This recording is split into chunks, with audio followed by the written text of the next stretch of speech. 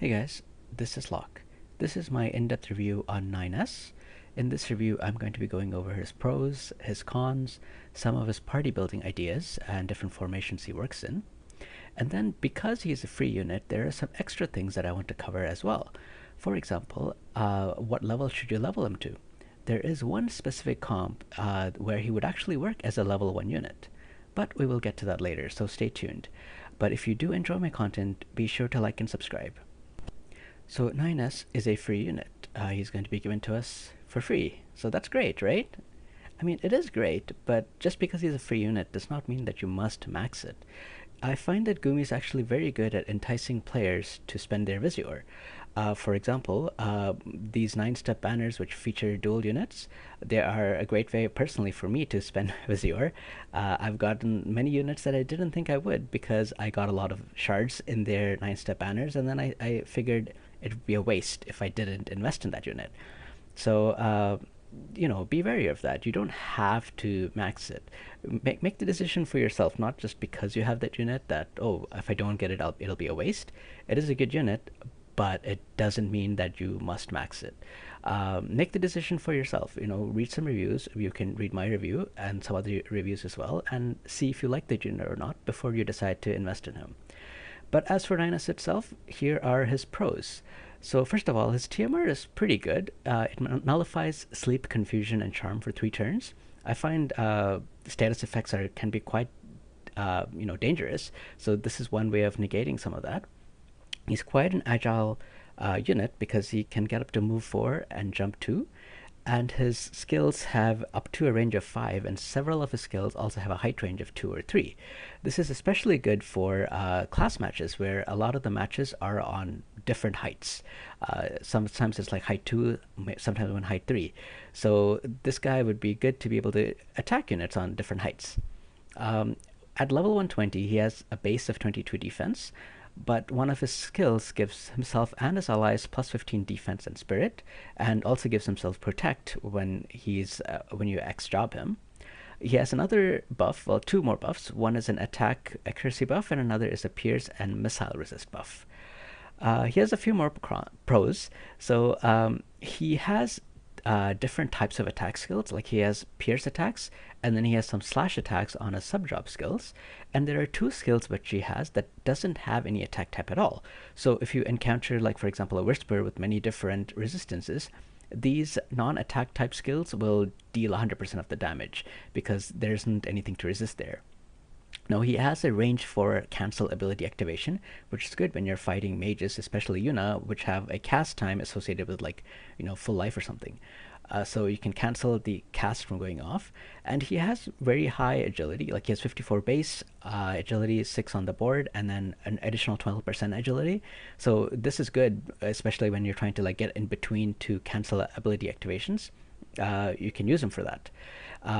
His level 120 skill is a decrease pierce resist skill. So Kane is another unit that has that skill, but he's also a limited unit, so if you don't have him, this guy might be good for that. Some of his cons actually don't deal with him itself. It's more about the party building. So for example, because of the many different types of attacks that he has, a lightning attack vision card or Esper would be great on him. Unfortunately, there isn't any such thing in the game right now. So that kind of sucks, right? In fact, there aren't many good lightning vision cards to build around him at all. I find those are like some of his main weaknesses, to be honest. And again, now he has 3 very good buffs that target allies. So in auto modes, this might not be such a good thing because he might be running around buffing your units instead of going forward to absorb attacks. Now he is kind of like a tank bruiser, but he doesn't have any innate hate or taunt skills, so you have to put the Vow of Love on him if you want him to draw aggro. So that kind of sucks because I think he's a really good tank. So with those in mind, like what kind of party building compositions could he kind of work in? I think this would probably be one of the best ways to use him in a team of Frederica and Nevlu. You can have Frederica with Frederica's Dream, which gives the entire party of lightning units 20% missile resist. With himself, that is giving 25 missile resist. That's already a 45% missile resist to everybody. So I think that's great. It's a missile team that is anti-missile, kind of. And then I think the Titan VC works on him in this team because that gives 25 man-eater attack to everybody on the team. And he gets the 10% pierce attack if you equip the Titan VC on himself. So I think this is a good team that balances, attack with range resist. I think, like, of the different ideas that I had, I think this is the best one that I would probably go for if I was investing in him. But other ideas that you can, other parties that you can use him in is obviously like a Pierce team. So if you have Kane with him and some other Pierce attackers, I think Kane with Demon Wall would work because Demon Wall gives Pierce attack to everybody on the team. Or you can just have like any Pierce attack team with the dashing over a snowy field, which gives 35 Pierce attack to the team as well. Or you can actually just use him on any team and have him use his missile and pierce resist buffs to strengthen the team against enemies that you think you'll be facing. Like Elsa also has this as a similar buff, and I use her sometimes in arena to take out enemies that have like full on missile attacks.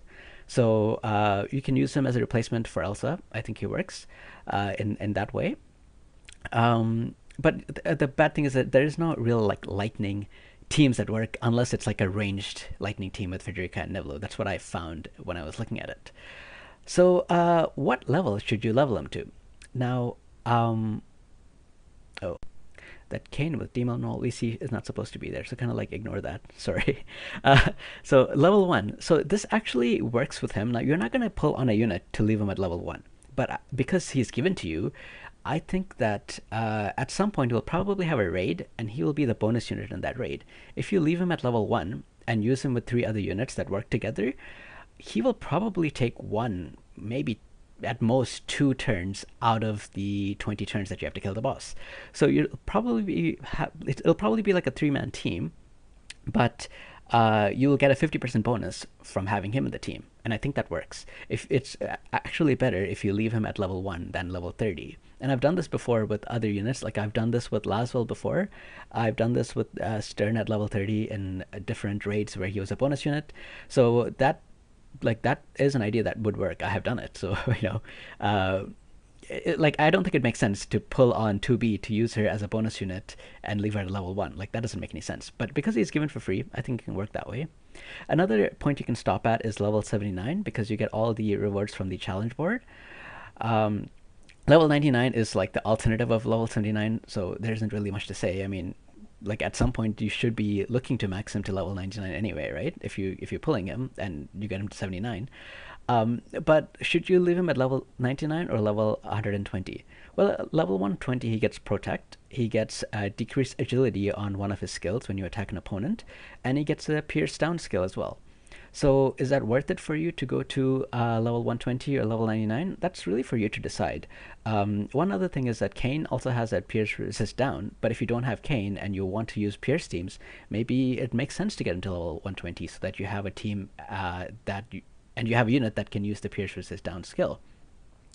But, I think it's better to build and play units that you enjoy than chasing whatever the meta unit is, because meta is always going to be expensive. Like, light teams were supposed to be the meta on anniversary, and it's been 1 month and already the meta has changed 3 times. Or like there's more of a meta now because you can build a full water team and it'll be, meta. It'll be very good. Or you can build an ice team with Gilgamesh that can remove re-raise, and that'll also be a very powerful, good team. So like if you always want to be the best, I think it'll be expensive, and if you have the wallet to support that, I mean, go for it, right? Like if that's what you enjoy and you have the means to do that, then go for it. Otherwise, I think it'll be better just to build your like things that you enjoy and that you want to use for a long time. Anyway, that's my review for 9S. I hope you enjoyed this review. Please like and subscribe if you enjoyed this content. Take care now.